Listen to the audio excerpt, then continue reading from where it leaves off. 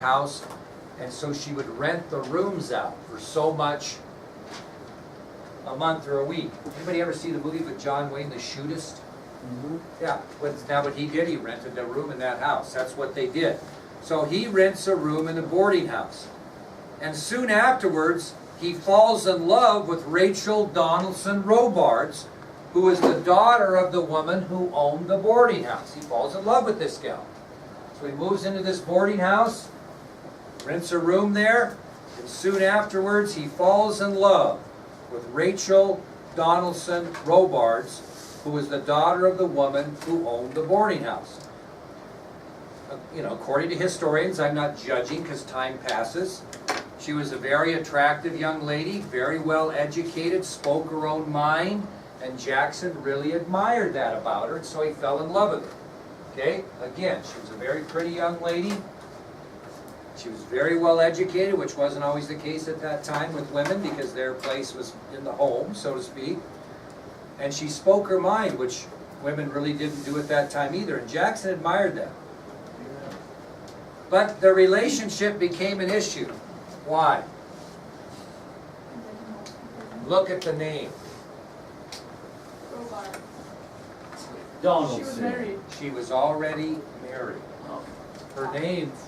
Her name was Rachel Donaldson. Robards was her married name. So their issue became an immediate problem. And it was kind of a weird deal. Those days were different. Rachel was in a horribly bad marriage.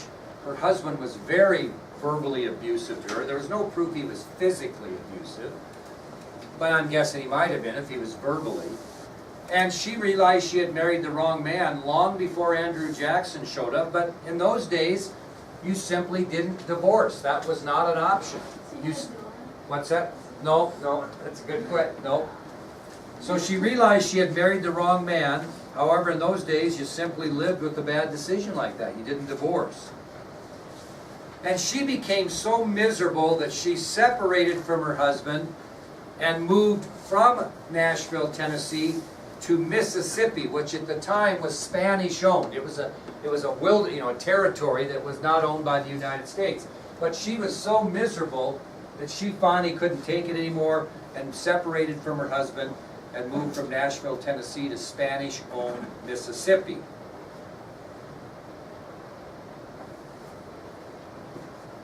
Guess who was a frequent visitor to Mississippi?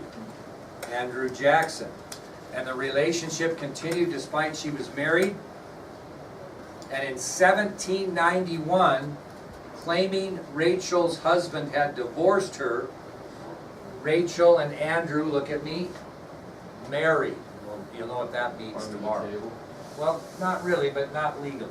Okay, married. Now I'll explain. Well, I'll just tell you why. Okay? Their marriage was controversial because what religion are people from Spain, Spanish people? Mainly Catholic. The only way that a marriage was legal in those days in Spanish territory was if a Catholic priest married you, and that was not the case here. So the marriage was controversial because in Spanish territory only a Catholic priest could legally marry a couple. But they married anyway, that's why I said married anyway. And they moved back to Nashville, Tennessee, where Jackson purchased a small plantation which included 15 slaves. So after their, quote, marriage, the couple moved back to Nashville, where Jackson purchased a small plantation with 15 slaves.